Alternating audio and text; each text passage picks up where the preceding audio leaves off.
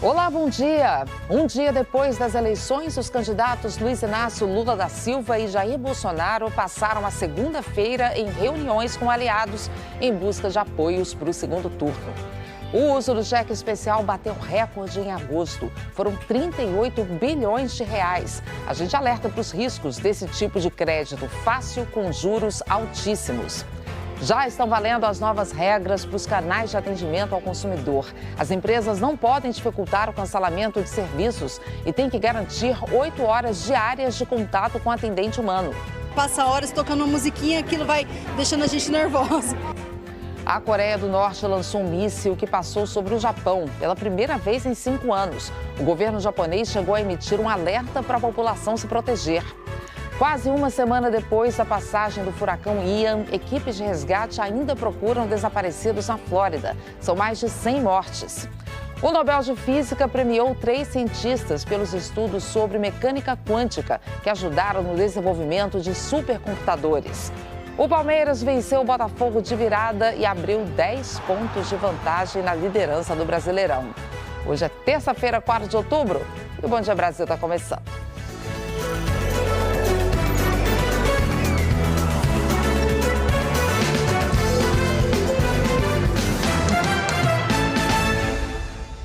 Já estão valendo as novas regras para o funcionamento dos serviços de atendimento ao cliente, os famosos saques. Rodrigo Bocardi, bom dia. Notícia esperada vai trazer alívio para muita gente. Por exemplo, cancelar serviço vai ficar mais fácil para o cliente. Se quiser que eu diga bom dia para você, aperte 1. Se quiser saber mais informação sobre essa história, digite 2. Mas tem que ter atendimento humano também agora, hein, Rodrigo? Bom dia, Ana Paula. Bom dia a todos. Bom dia. Olha, agora dá para cancelar, pelo menos a proposta é essa, viu? Cancelar por qualquer meio, seja telefone, aplicativo de mensagens, redes sociais. Essas regras valem, por exemplo, para bancos, empresas de telecomunicações, empresas aéreas e planos de saúde. Vamos combinar que não é tarefa das mais complicadas encontrar quem já tenha vivido situações como essas. A gente liga para a central, aí a central mesmo manda, a gente transfere nós para outra ligação e com isso gera mais tempo perdido. Haja tempo e paciência também. Passa horas tocando uma musiquinha, aquilo vai deixando a gente nervosa. Até agosto, a plataforma consumidor.gov.br recebeu mais de 70 mil reclamações envolvendo problemas com os serviços de atendimento ao consumidor. Para tentar pelo menos diminuir o número de queixas da população, um decreto federal criou novas regras de funcionamento para os serviços de atendimento ao consumidor. As empresas tiveram 6 meses para se adequar e o prazo venceu nesta segunda-feira. A partir de agora, o consumidor vai poder cancelar um serviço em qualquer canal de atendimento em que seja possível contratar o serviço, ou seja, por telefone, rede social ou aplicativo de mensagem. Geralmente tem aquele canal que é só para compra, para você adquirir aquele produto e na hora que você vai cancelar, a moça falou, mas não é aqui por esse canal que você é só para comprar aqui. Entendeu? E é difícil. As empresas também terão que disponibilizar 24 horas de atendimento para o consumidor e pelo menos 8 horas de contato com um atendente humano. Tentei ligar lá, aí atende robô, aí fica falando, eu tento, aí desliga a ligação, volto a ligar, mas também não consigo. Mas agora a espera na ligação não tem mais limite máximo. Pode superar o prazo de 1 minuto, só que as empresas tem que informar o consumidor. Quando o consumidor ele telefona, a empresa ela deve fornecer para ele a informação de quanto tempo ele ficará esperando na linha, seja através de minutos, seja em posição. Outra exigência do decreto é a existência de um número de protocolo único por reclamação. Se a ligação cair, a empresa deve retornar e o consumidor ele não é obrigado a ter que relatar novamente todo o ocorrido. As empresas que não cumprirem as novas regras poderão ser multadas e ter até as atividades suspensas por tempo indeterminado. A indicação, se elas não respeitarem, você, consumidor, procurar os órgãos de defesa do consumidor ou as agências reguladoras aí do setor. Viu, Ana Paula? Espero que você tenha ficado feliz com o meu atendimento. Um bom dia. Um bom dia, mas eu volto a falar com você já aqui no Bom Dia Brasil, viu? Até já, bom. Rodrigo. Obrigado. Te aguardo. Olha, mesmo com juros nas alturas, os brasileiros nunca se endividaram tanto no cheque especial. Heraldo Pereira tem esse número pra gente. Heraldo, bom dia pra você. E é aquele crédito traiçoeiro, né? Que entra automaticamente quando a conta fica no vermelho e às vezes a pessoa nem se dá conta. E às vezes não se tem como fugir dele. Bom dia, Ana Paula. Bom dia especialmente a você que está sempre conosco aqui no Bom Dia Brasil. O uso do cheque especial está naquela categoria das facilidades aparentes que se tem no mercado financeiro. É a alternativa que pode se tornar um problema para o orçamento pessoal por causa do alto custo financeiro que tem. Daí, a necessidade de atenção redobrada. Os juros do cheque especial continuam em alta no país inteiro. E não é de hoje. No mês de agosto, chegaram a quase 130% ao ano. É um crédito fácil, pré-aprovado pelo banco, sem qualquer negociação. Às vezes, o cheque especial é o que salva o mês, depois que o salário acaba. Pode até não parecer, mas é um empréstimo e dos mais caros. Quando o banco liberou o cheque especial para o Matheus, logo no começo da faculdade, ele achou ótimo. Usou os R$2.000, mas não conseguiu pagar. E hoje está com uma dívida de quase 9 mil. Eu até tentei fazer uma renegociação, mas quando eu vi que as parcelas eram, acho que 60 meses pagando um valor alto para mim, que ia comprometer ali a minha renda mensal, eu não consegui continuar com essa negociação e estou aí, né, infelizmente devendo. A taxa de juros do cheque especial vem subindo e chegou a 128,6% ao ano em agosto. Só perde para os juros do rotativo no cartão de crédito. Mesmo assim, tem sido uma das alternativas mais buscadas. Desde o ano passado, com o aumento da inflação e a queda na renda das famílias, o cheque especial vem sendo cada vez mais usado pelos trabalhadores. Só em agosto deste ano, os bancos emprestaram 38 bilhões e meio de reais via cheque especial. Foi um recorde, o maior valor desde março de 2011, quando o Banco Central passou a divulgar esses dados.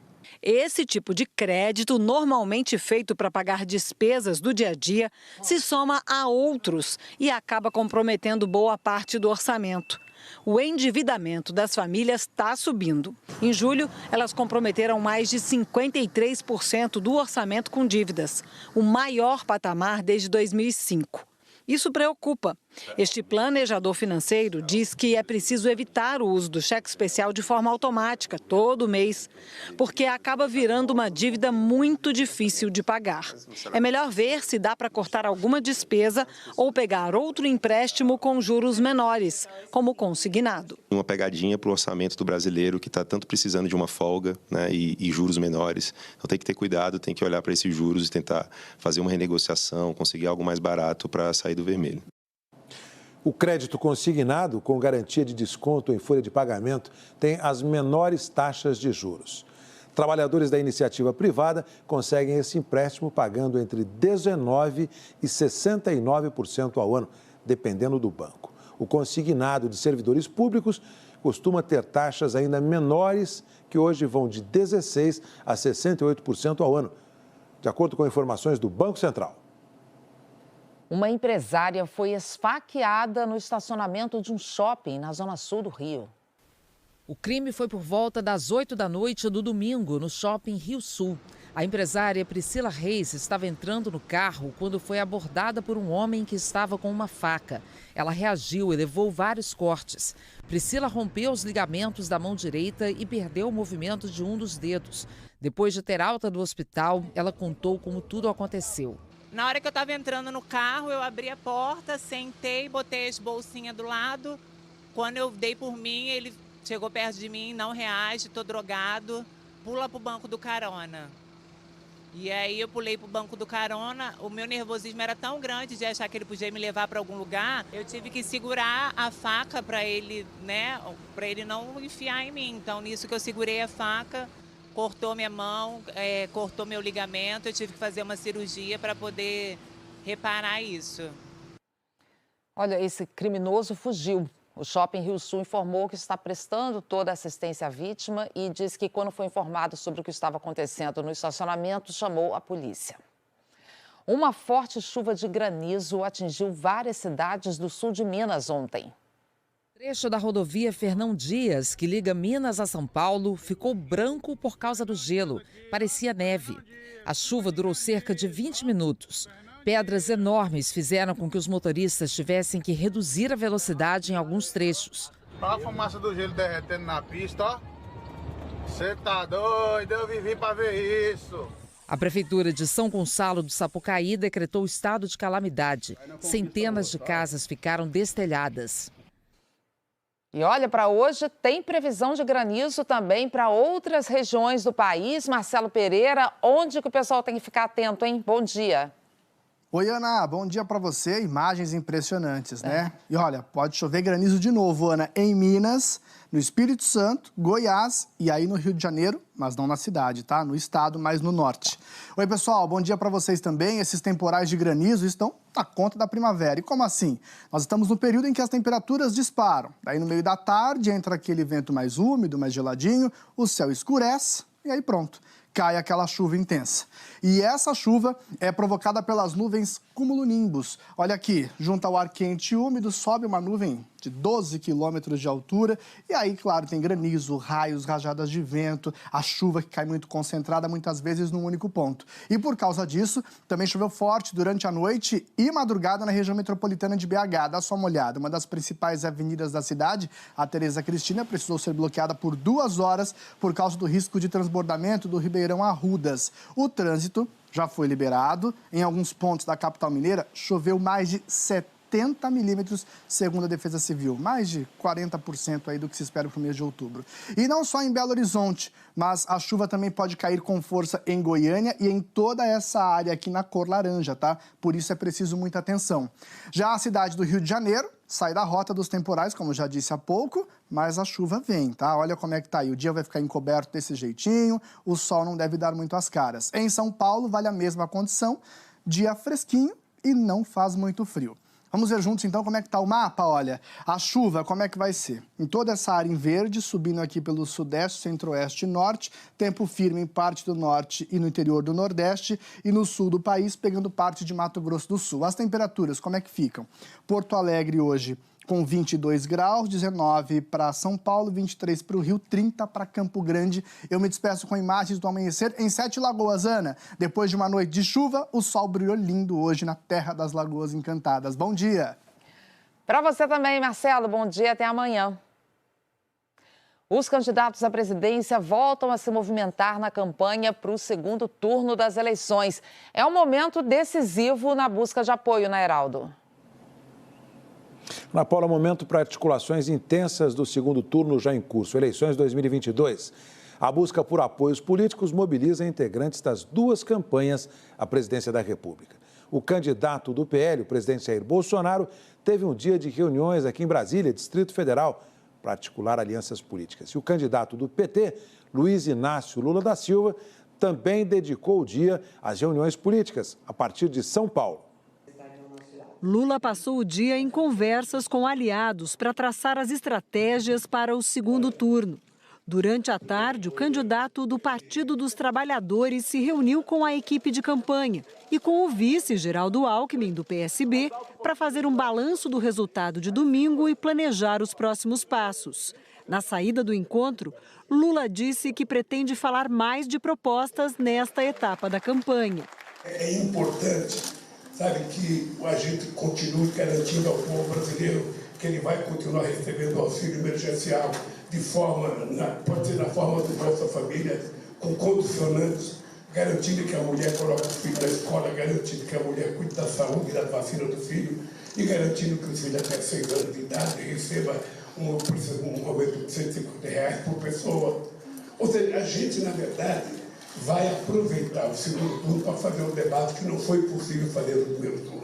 Nós temos a questão do desemprego, que para nós é muito caro, inclusive a discussão da regulação do mundo do trabalho, a nova relação de capital e trabalho, que embora você não queira voltar ao que você tinha antigamente, você não pode continuar com a regulação do mundo do capital e trabalho, que o trabalhador não tem nenhum direito. O candidato está agora em busca de alianças com partidos derrotados no primeiro turno. O PT tenta o apoio do PDT de Ciro Gomes, do MDB de Simone Tebet e também do PSDB. No primeiro turno, tucanos como os ex-ministros Miguel Reale Júnior e Aloysio Nunes declararam apoiar o petista. Mas agora o PT busca um apoio formal do PSDB. O presidente do Cidadania, Roberto Freire, recomendou apoio a Lula numa nota à executiva nacional do partido. O Cidadania deve anunciar uma decisão hoje. Jair Bolsonaro passou o dia discutindo os próximos passos da campanha em reuniões no Palácio do Planalto e da Alvorada, a residência oficial do governo. Se encontrou com os ministros da Casa Civil, Justiça e das Comunicações, além de coordenadores de campanha para traçar estratégias para ganhar votos no segundo turno. O candidato à reeleição pelo PL também se reuniu 2 vezes com a ex-ministra da Mulher Damares Alves, do Republicanos, eleita senadora pelo Distrito Federal. Jair Bolsonaro também recebeu aqui no Palácio do Planalto deputados eleitos e telefonou para aliados para pedir empenho para essa nova fase da campanha. Bolsonaro conversou também com o ex-ministro da Infraestrutura, Tarcísio de Freitas, candidato do Republicanos, que está no segundo turno para o governo de São Paulo. Jair Bolsonaro não deu declarações nesta segunda-feira. Com a militância, ele falou por meio de mensagem numa rede social. Disse: mantenham o foco, um dos principais e mais difíceis objetivos foi alcançado ontem. A mudança mais profunda do país já começou. Não é o povo que deve temer. O Partido Novo divulgou uma nota em que afirma que trabalhou para oferecer uma alternativa contra a polarização entre Lula e Bolsonaro, mas sem sucesso. E que, diante do cenário de segundo turno, reforça o seu posicionamento contra o PT e o lulismo e libera os filiados e eleitores a declararem seus votos de acordo com a sua consciência e valores e princípios partidários. Vamos seguir repercutindo essa negociação de alianças para o segundo turno. Aqui no estúdio com Miriam Leitão. Miriam, bom dia para você. Bom dia para o Heraldo, bom dia para todas as pessoas que acompanham o Bom Dia Brasil. O que a gente pode esperar para esse segundo turno, Miriam? Foi mostrado aí na reportagem, né? Cada um está correndo atrás de partidos de possíveis alianças. Então, o PDT estabeleceu algumas políticas que ele gostaria de ser aprovadas pelo PT para apoiar. Mas são propostas que o PT já abriga na sua política social, na verdade. Uma é de renegociação da dívida dos endividados, outra é escola em tempo integral, outra é programa de renda mínima. Então, tem muita semelhança entre o programa do PT e esses 3 objetivos. E que são bons objetivos, realmente você precisa renegociar a dívida dos endividados brasileiros, é um percentual muito grande, a gente fala sempre disso aqui no Bom Dia Brasil. Então, está renegociando isso, conversando sobre isso. E também com o MDB. Mas o MDB é um partido muito partido, como se sabe, então parte do partido já foi para o Lula desde o primeiro turno, parte já foi para Bolsonaro e ficou o núcleo central com a Simone Tebet, e é esse núcleo central que agora se negocia o apoio a Lula. Por outro lado, Bolsonaro tenta se aproximar, tenta ter o apoio do governador de Minas Gerais, Romeu Zema, que foi reeleito com uma votação consagradora. O partido dele é pequenininho, novo, como vocês viram aí, o Novo deixou os seus filiados à vontade para tomar sua decisão, mas, ao mesmo tempo, o importante no Novo, que tem uma bancada muito pequena, o importante é o governador de Minas Gerais. Minas Gerais, o próprio presidente Bolsonaro disse que vai ser o grande campo de batalha para ele. Ele ficou com o Lula ficou com uma vantagem pequena em Minas Gerais, muito menor do que foi prevista pelos institutos de pesquisa, e ele acha que Minas Gerais tem que ser o grande centro de batalha.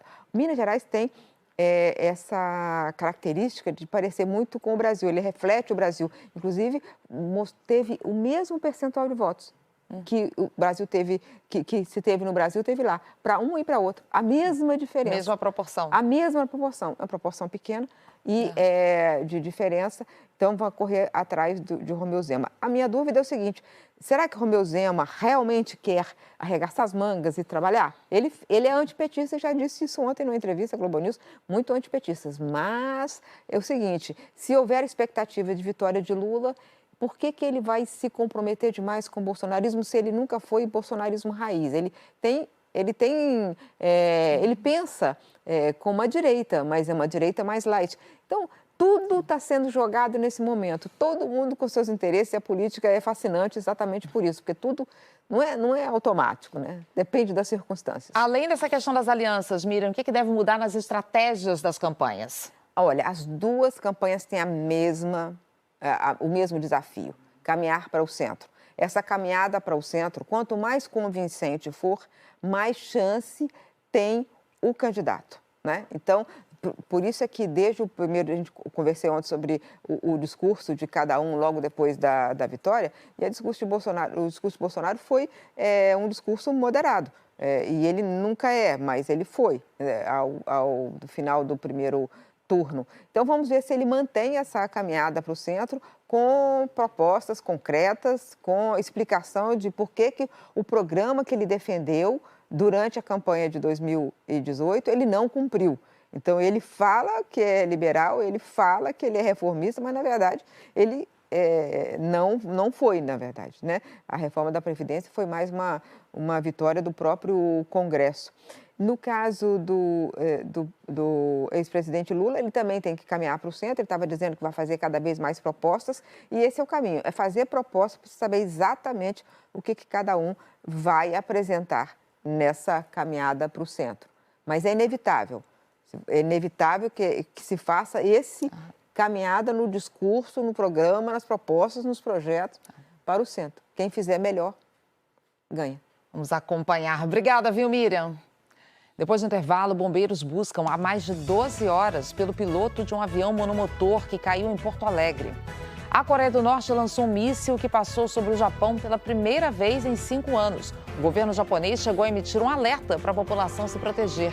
Agora, 8 horas e 51 minutos, horário de Brasília. A gente volta já.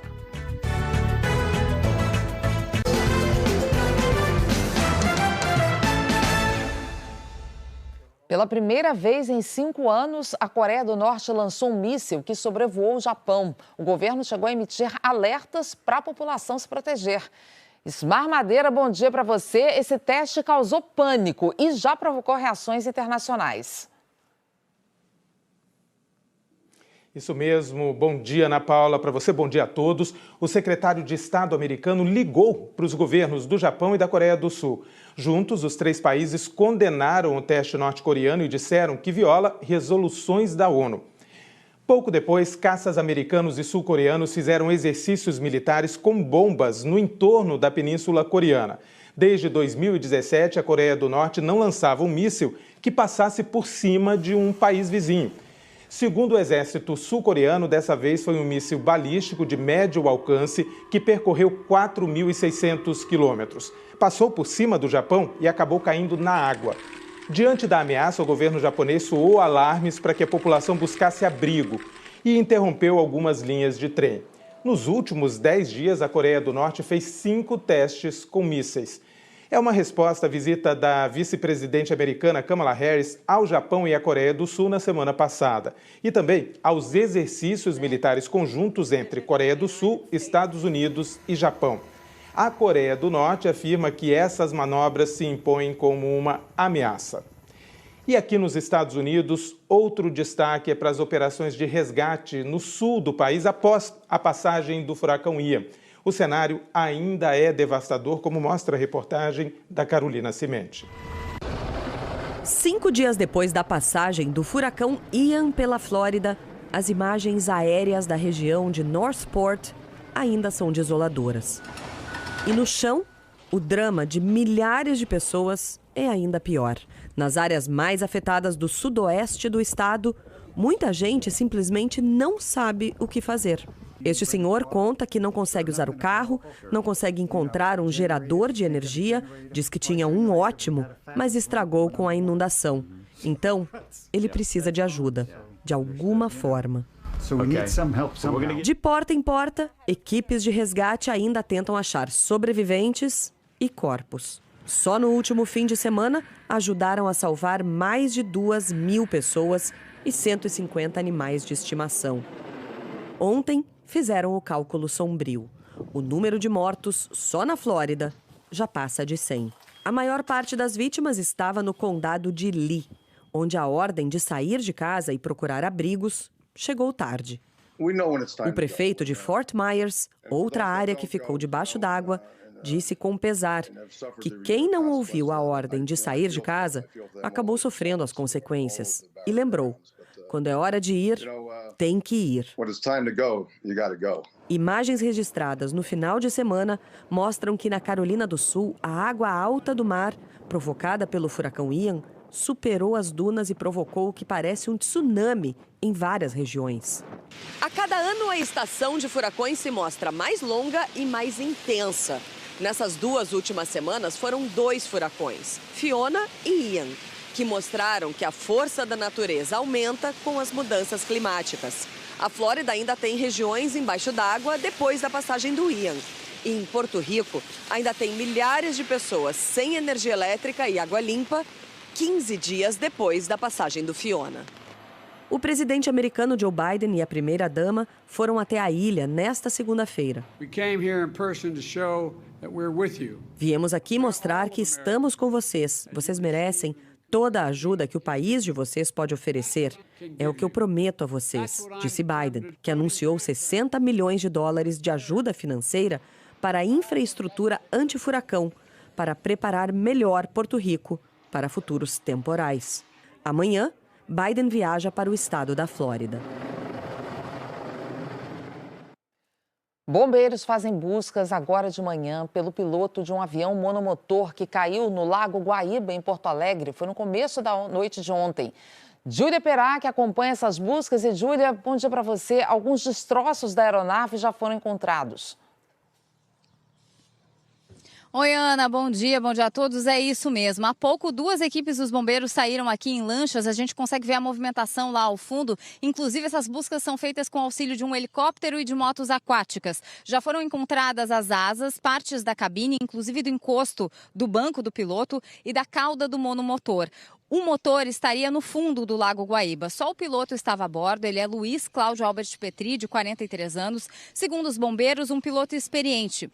O radar mostra que o avião saiu de Eldorado do Sul, que fica na região metropolitana do outro lado do lago. Ele ficou voando por cerca de 7 minutos e depois não emitiu mais sinal.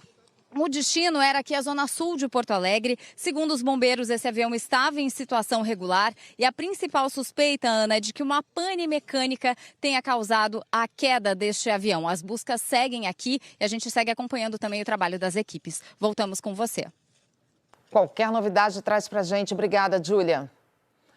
Daqui a pouco, a polícia da Bahia indicia por tortura os patrões que agrediram 2 funcionários de uma loja.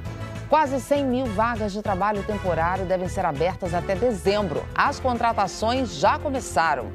E o desemprego tem levado muitos brasileiros com mais de 50 anos a empreender por conta própria.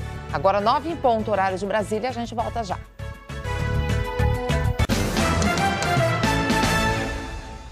Faltam 3 meses para o fim do ano e cerca de 100 mil brasileiros devem conseguir um emprego temporário. E já começa agora, né, Rodrigo? A maior parte das contratações vem no mês de outubro. Não dá para perder tempo, porque este ano há menos vagas disponíveis, apesar desse número que você disse. É o que aponta uma pesquisa feita entre empresários do varejo e do setor de serviços. Sem emprego formal desde antes da pandemia, seu Joseci está procurando um trabalho. E olha que ele tem currículo. Sou formado em geografia. Eu, logicamente, sou condutor profissional, categoria B. Eu tenho curso de elétrica. Ele deixou o Centro de Apoio ao Trabalho e Empreendedorismo da capital paulista, concorrendo a uma vaga temporária na área da elétrica. É um caminho, você tem que abrir janela, né? Tem que abrir as janelas para as portas virem depois. Uma pesquisa feita com empresários de todo o país mostra que 95 mil vagas temporárias devem ser abertas até o fim do ano, nos setores de serviço e varejo. 10% menos do que no mesmo período do ano passado. Esse número menor de vagas representa um receio maior do empresário, inflação alta, traz um pouco o reflexo do empresário que está mais a risco nesse movimento de contratação. A média salarial destas vagas deve ser de R$ 1.650. Das empresas que responderam à pesquisa, 70% disseram que vão fazer contratações por um período de 3 meses. E a maior parte destas contratações começa agora, já em outubro. Um mês que tem uma data comercial importante, o 12 de outubro, o Dia das Crianças. 26% das empresas disseram que vão contratar temporários em novembro, 17% em dezembro. As principais vagas devem ser de vendedor, ajudante, balconista, profissionais da beleza e entregador. A técnica em enfermagem Daiane está correndo atrás de uma oportunidade em qualquer área. Ela participou de uma seleção para ser atendente em um call center. Eu espero, pelo menos, estar empregada, né? Com uma renda para o final do ano e futuramente eu conseguir entrar na minha área. Sobre a faixa etária, a pesquisa apontou que 60% das vagas são para as pessoas entre 18 e 34 anos de idade, viu, Ana Paula? A hora é agora de procurar, né, Rodrigo? Até já. Até já. A Polícia Civil da Bahia indiciou os 2 empresários suspeitos de torturarem funcionários de uma loja em Salvador. Aquele caso absurdo que a gente já mostrou aqui, agressões e torturas que aconteceram em agosto. A gente mostrou essas imagens, você está aí revendo. As vítimas dizem que passaram horas sendo espancados para confessar um suposto furto de R$30. Um dos funcionários teve as mãos queimadas aí com ferro de passar. O outro recebeu pauladas nas mãos. Esses vídeos aí assustadores foram gravados e divulgados pelos próprios agressores.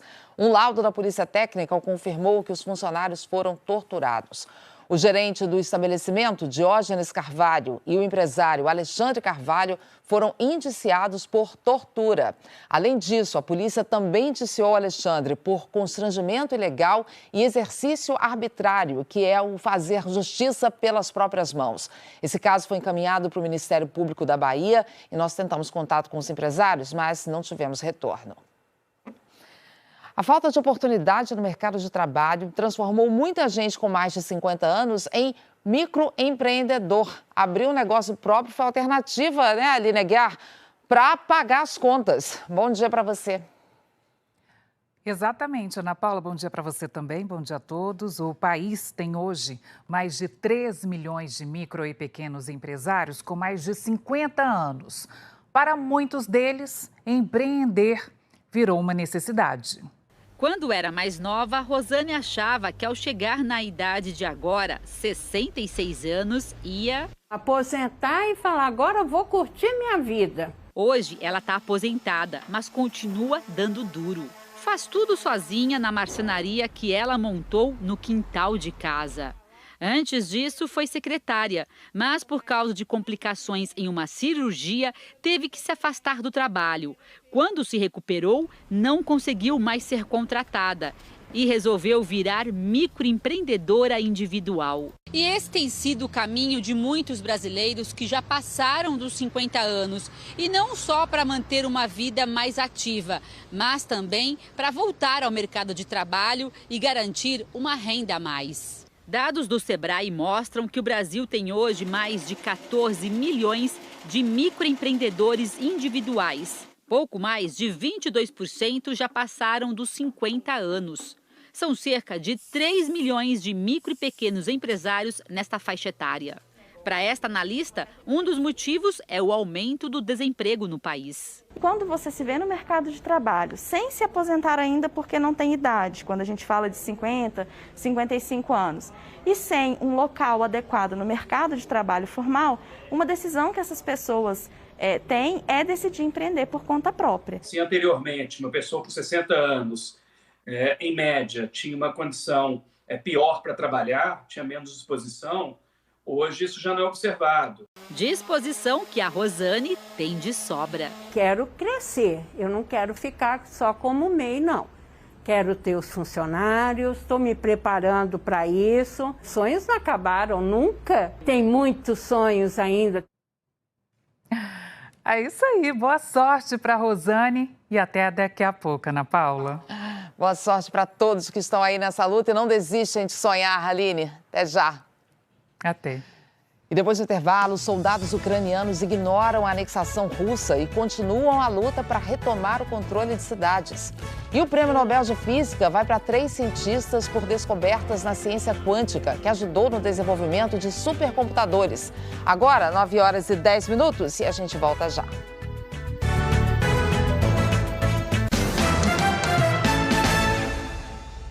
A Academia Real de Ciências da Suécia anunciou agora de manhã os vencedores do Prêmio Nobel de Física. Nossa correspondente Cecília Malan tem os detalhes. Bom dia, Cecília. Bom dia, Ana. Bom dia a todos. Olha, esse costuma ser o prêmio mais complexo de explicar, para mim pelo menos, mas vamos lá, eu vou tentar. O Nobel de Física foi dividido por 3 cientistas, um francês, um americano e um austríaco, por experimentos com a ciência da informação quântica. O trio desenvolve pesquisas com fótons emaranhados. Fótons são partículas que compõem a luz e que transportam a energia contida nas radiações eletromagnéticas. Essa tecnologia vem sendo muito utilizada, por exemplo, na construção de supercomputadores. O austríaco Anton Zeilinger demonstrou um fenômeno chamado teletransporte quântico, que possibilita mover um estado quântico de uma partícula para outra à distância. O francês Alain Aspect conseguiu mudar as configurações de medição de um par de fótons depois que deixam a sua fonte. Já o americano John Clauser construiu um aparelho que emitia 2 fótons emaranhados por vez. A Academia Sueca destacou que a ciência da informação quântica anda a passos rápidos e tem implicações potenciais em áreas como segurança da transferência de informação, computação quântica e também tecnologia de diagnóstico. Ana. Eu acho que eu consegui entender um pouco, Cecília. Valeu a tentativa, viu? Agora, deixa eu aproveitar que você está aqui para te perguntar sobre guerra na Ucrânia, porque os ucranianos parecem que estão ignorando as anexações ilegais feitas pela Rússia e seguem avançando na contraofensiva. É exatamente isso, Ana. Segundo o Instituto para Estudos da Guerra, há intensos combates nas últimas 24 horas nas 4 regiões ocupadas e anexadas ilegalmente pela Rússia. Os ucranianos continuam avançando sobre vilarejos ao redor da cidade de Kherson, capital da região de mesmo nome, e também estão consolidando posições no leste do país. Depois de reconquistarem Liman, que havia sido transformada pela Rússia numa base logística, as tropas da Ucrânia agora avançam para a província de Luhansk. Resquícios dos combates sangrentos podem ser vistos nas ruas de Liman. A ordem do exército ucraniano é reconquistar o máximo de território possível antes da chegada do reforço militar do inimigo, que recentemente convocou 300 mil reservistas. O Ministério da Defesa da Rússia reconhece o recuo das tropas. Hoje, a Câmara Alta do Parlamento Russo aprovou as novas anexações de terras ucranianas e o documento segue para a assinatura de Vladimir Putin. Ontem, o Kremlin disse ainda não saber quais são as fronteiras das 4 regiões e que é preciso consultar os moradores, ou seja, a farsa continua. Ana. Exato. Obrigada, Cecília. Até já. Morar perto de regiões arborizadas, com mais contato com a natureza, ajuda a melhorar a saúde e prevenir uma série de doenças. Foi o que mostrou um estudo da Universidade Federal aí de Minas, Aline. Olha que interessante, Ana Paula, a pesquisa comprovou que o acesso a parques e locais com mais vegetação incentiva a prática de exercícios e diminui o risco de doenças. Mas nas grandes cidades, esses espaços ainda são poucos. Na correria de todo dia, mal dá tempo para conversa. Posso falar com a senhora rapidinho? Eu não estou com pressa. A cidade sufoca, paralisa quando todos parecem ter pressa. O que não falta é gente seguindo na contramão da saúde. A vida da gente está muito corrida ultimamente, né? Muitas coisas acontecendo ao mesmo tempo. Um caminho para diminuir o estresse e buscar mais saúde pode passar por áreas na cidade como esta aqui. Quem não sente um alívio a encontrar uma sombra num dia quente para dar aquela respirada e deixar um pouco de lado os problemas.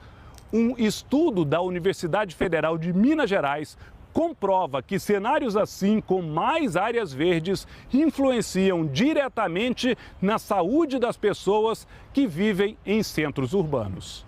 A doutora em saúde pública Luciene Almeida usou imagens de satélite e mapeou a localização de grupos de pessoas em São Paulo e em Belo Horizonte. Analisando exames clínicos e entrevistas, chegou à conclusão: quem mora perto de áreas verdes pratica mais atividades físicas, apresenta menor chance de obesidade e taxas mais elevadas de HDL, o colesterol bom. As áreas verdes, elas atuam diminuindo a poluição sonora e a poluição atmosférica. Elas atuam também na redução da temperatura local. Pessoas que moram em locais com maior quantidade de áreas verdes têm maiores estímulos para a prática de atividade física. Também tem maior estímulo para conviverem com pessoas da sua comunidade. Foi o que procurou a Amanda ao mudar de endereço. Ela agora mora bem perto de um parque repleto de árvores. Eu venho para cá, faço caminhadas, trago as crianças para brincar ao ar livre, né? Então isso faz a diferença para mim e para eles. Quanto mais a gente cuida do físico e do mental, melhor a gente fica, né? Para esta arquiteta e urbanista, a cidade definitivamente é melhor quando enxerga a área verde como uma prioridade. As políticas públicas de ter áreas vegetadas, como parques e praças, em todos os territórios da cidade, é bastante importante, representa um lazer acessível para a população e também ajuda na questão de saúde. Participaram do estudo 15 mil pessoas das regiões Sul, Sudeste e Nordeste do Brasil, aqui em Belo Horizonte. Um dos nossos espaços verdes aqui, a Praça da Liberdade. Lá atrás, a nossa Serra do Curral. Ana Paula, Carol Barcelos, bom dia.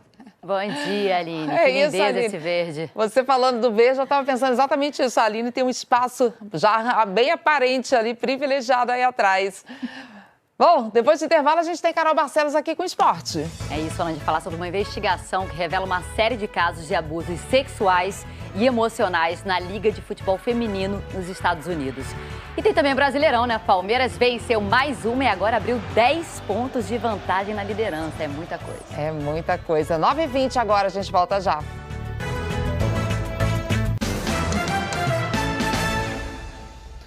De volta com Carol Barcelos, primeiro para falar de um relatório publicado ontem que revelou uma série de casos de abuso no futebol feminino dos Estados Unidos. E a investigação concluiu, pior, né, Carol, que essa prática já virou, né, um costume durante anos. É que acontece há anos, né, Ana? Desde o primeiro contato ali das atletas com o esporte, porque a gente está falando de algo que acontece desde as categorias de base do futebol feminino americano. São casos de abuso sexual e assédio moral. A gente vai a Nova York falar ao vivo com o André Galindo, que tem informações sobre essa investigação e sobre o relatório. Galindo, bom dia para você. Carol, Ana, muito bom dia. É um caso que repercute, que mexe com uma potência que é o futebol feminino nos Estados Unidos e também ganha repercussão mundial, porque, como vocês já disseram, é habitual, é frequente, abusos que ocorrem há pelo menos 10 anos e abusadores que conseguem seguir suas carreiras normalmente, mudam de clubes, conquistam títulos e mantêm seus prestígios. A Confederação de Futebol dos Estados Unidos praticamente foi obrigada a contratar uma investigação independente depois que reportagens um ano atrás mostravam esses abusos. Foram ouvidas mais de 200 pessoas, entre atletas, dirigentes, treinadores. São vários casos relatados em mais de 300 páginas. E relatos, por exemplo, como de um treinador que convidou uma zagueira a assistir a um vídeo de uma partida em que ela não foi bem e a ameaçou, dizendo que cada vez que ela perdesse a bola, ele a tocaria intimamente. E assim, esse treinador fez. A investigação mostra que clubes, federação e a Liga de Futebol dos Estados Unidos foram omissos, criaram uma rede de proteção, não para amparar as vítimas, Carol e Ana Paula, mas para proteger os abusadores. É preciso lembrar que os Estados Unidos são uma potência do futebol feminino, são tetracampeões olímpicos, também conquistaram 4 vezes a Copa do Mundo de Futebol Feminino. Aqui nessa liga principal jogam estrelas mundiais, como a brasileira Marta e a norte-americana Megan Rapinoe. Várias atletas, ex-atletas, sindicato, a Associação das Jogadoras da Seleção de Futebol dos Estados Unidos, todos eles se manifestaram desde a divulgação do relatório ontem, cobraram transparência e também punição imediata. E nesse e em todos os casos de abuso, Ana Paula e Carol, é preciso lembrar que a omissão, o silêncio, também é cúmplice. Volto com vocês. Exatamente. Obrigada pelas informações, Galindo. Certamente, né, Ana? Isso não acontece por tantos anos sem que haja omissão. O pior, né, é que a gente fica, logicamente, ficamos chocadas em ver isso, mas ninguém está surpreso, né? Infelizmente, esses casos são recorrentes, aparecem em vários ambientes e no esporte também, infelizmente. Como o Galindo falou, a gente está falando de uma potência nesse esporte, Exato. né? Bem, que seja investigado. Olha só, vou falar agora de uma tragédia, né? Autoridades da Indonésia abriram uma investigação sobre a atuação da polícia na tragédia que deixou 125 mortos no estádio de futebol. O chefe de polícia da cidade de Malang foi demitido, e outros 9 oficiais foram suspensos. A polícia usou bombas de gás lacrimogêneo para conter uma confusão generalizada depois que torcedores do Arema Futebol Clube invadiram o gramado no sábado à noite. Olha, a maioria das pessoas morreu sufocada e pisoteada e entre os mortos tem 32 crianças. Ontem, jogadores e funcionários prestaram homenagens às vítimas. Uma tragédia, né? Uma das maiores da história do futebol, essa. Bem, olha, Paris e outras cidades da França anunciaram que não vão fazer eventos nem montar telões durante a Copa do Mundo do Catar. Essa decisão é um ato de protesto contra as condições da organização do Catar para o Mundial.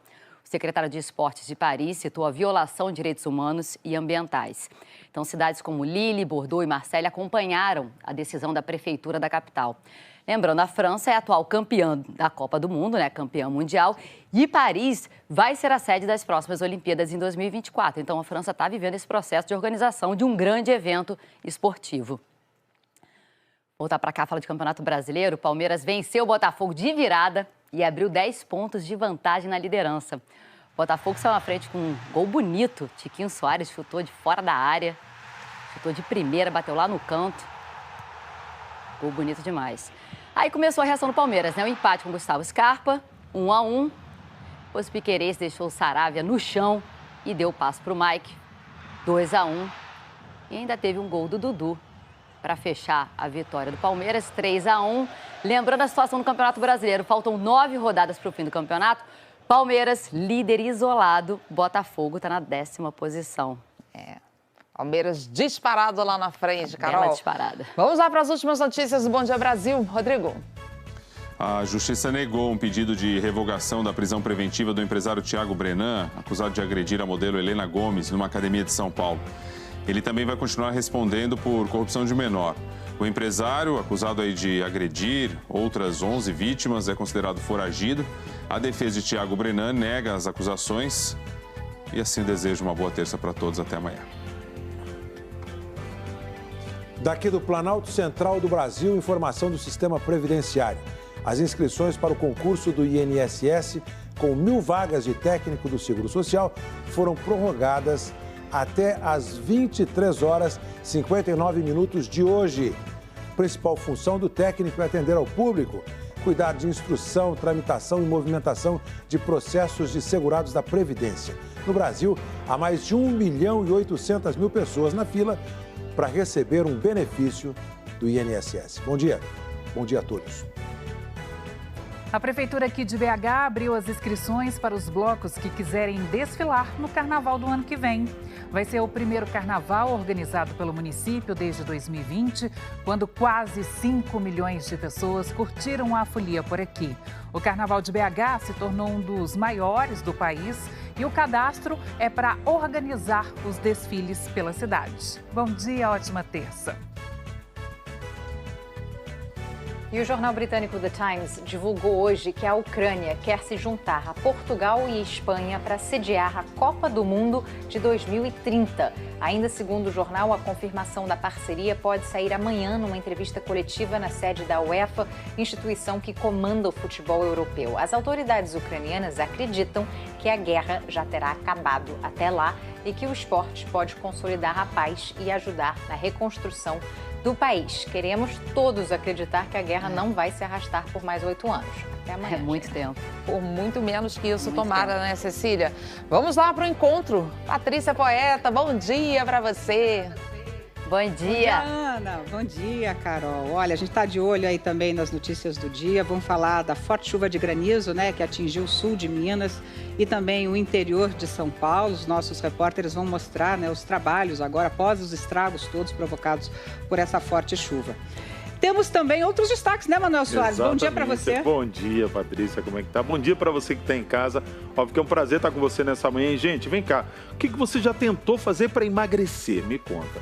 Vocês acreditam que tem gente, olha, já teve plateia rindo aqui, tem gente tomando vinagre. Plateia não, são elas mesmas. Porque Tem uma longa meninas. Para começar a falar, ainda não se manifestou. Ainda. Olha só, tem gente, meninas, para vocês terem uma ideia, tem gente tomando vinagre. A questão é, será que isso funciona de fato ou será que isso é um mito? A gente vai ver tudo isso no Bem-Estar com a Michele. E, claro, tem a nossa nuvem de palavras com tudo que tá bombando nas redes sociais, na internet. Né? O pessoal que tem vinagre de maçã, né? Já a gente fala eu mais não sei sobre como é que isso toma isso, viu? Com a nossa parceira Michele Loreto. Tati Machado daqui a pouco tá aqui também. Olha, o time hoje é grande. Temos 2 convidados super especiais. Deixa eu começar dando bom dia, então, pro Lucas Leto, Marcelo de Pantanal. Bom dia, Lucas! Bom dia, Patrícia. Bom dia, Manuel.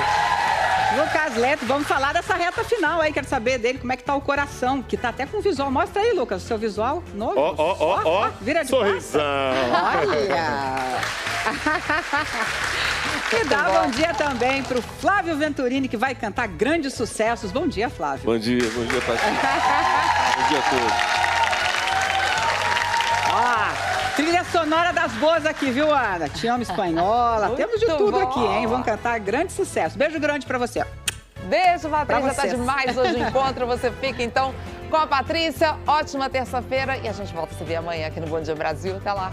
Ótimo dia, até amanhã.